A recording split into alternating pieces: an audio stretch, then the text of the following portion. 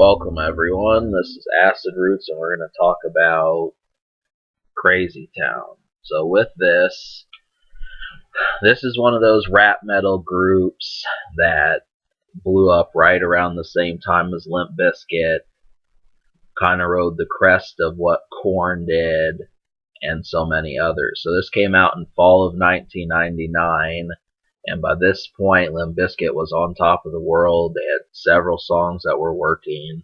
That came out in the summer, but then a lot of folks were kind of seeing. My guess is that rap metal really took off. You had Kid Rock and Korn who did it in 1998, and then obviously lots of things spawned and popped up. So a lot of folks wound up doing rap metal like Papa Roach, which I reviewed, and possibly maybe a little bit of Godsmack and a few others. But with this album, you're going to actually hear rapping, and it's kind of like a blend between a half rap album and a half rock album, which I wanted it to be heavier. That was my biggest complaint, but then I listened to Significant Other by Limp Bizkit, and that really wasn't as heavy. It really only had like 4 songs where there was guitars in the verses. So really, you're going to hear a lot of hard rock in the chorus, but that's not really where I wanted it. And I'm certain that a lot of people are going to think that also because they like to jam out while they're speaking.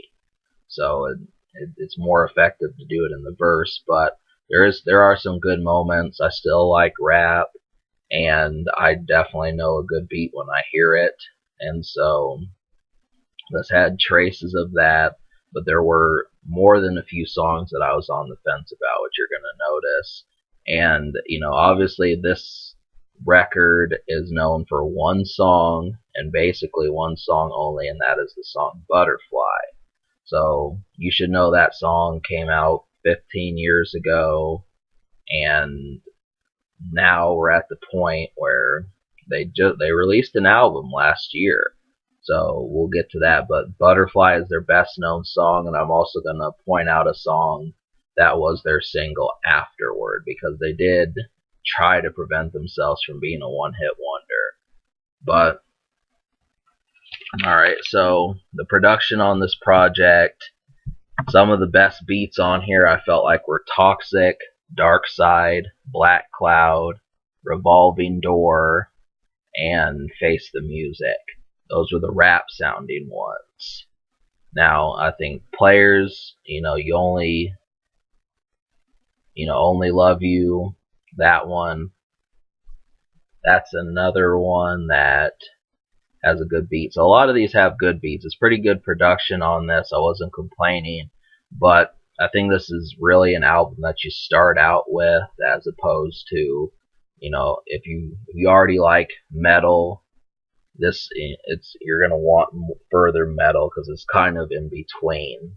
They do have rock in here, but it's closer. I'd say it's maybe 60% rap and 40% rock versus the other way around. So with some of the rock songs on here, I think Butterfly is one, Think Fast, Only When I'm Drunk, Hollywood Babylon, Face the Music. So the songs that you need to hear, there's 12 songs on this project, and I like 6 out of 12. Those 6 songs are Face the Music, Hollywood Babylon, Only When I'm Drunk, the single Butterfly, Dark Side, and Toxic. Now, Butterfly is the obvious choice.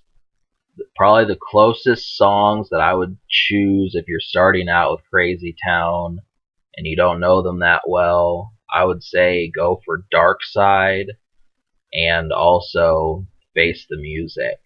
Now, these are both rock songs, but they're also pretty much similar to Limp Bizkit, which is probably another. I mean, between these two albums, these are like the big two as far as rap metal goes. These are like some real slick ones.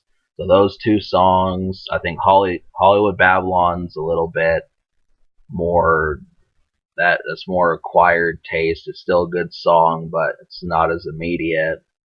Trying to think of Toxic is a rap sounding song.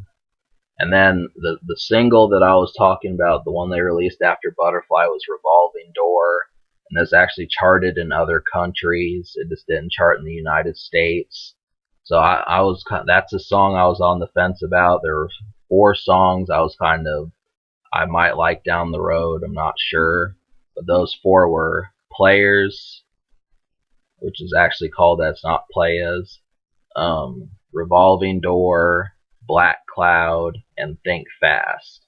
Now, all of these have different beats. They're not rock sounding, which is what I wanted more, but they do still have the rap effects to them, and they're decent. I'm just spoiled at this point. That's my biggest problem. Is I'm spoiled rotten on what I've been listening to lately, and so Black Cloud is basically just like Revolving Door, and then Think Fast is a rock song, but they kind of change it in the second verse, which I didn't like as much. So those are the other ones. Really, this album is quite a festivity, and I think for the most part you'll wind up liking it. The only real problem is most people might write this off and say, well, the only good song is Butterfly. Now that's not true, but you just have to experiment with it. So the closest songs I would say to go for would be Face the Music, Dark Side, Revolving Door, Black Cloud, and Only When I'm Drunk.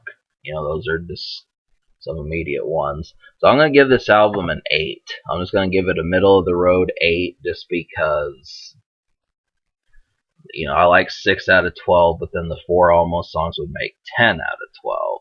So really, if I were to like 10 out of 12 songs, this would get a 10, but I guess I will give it an 8.5, just seeing as it is. I gave Limp Bizkit a higher score.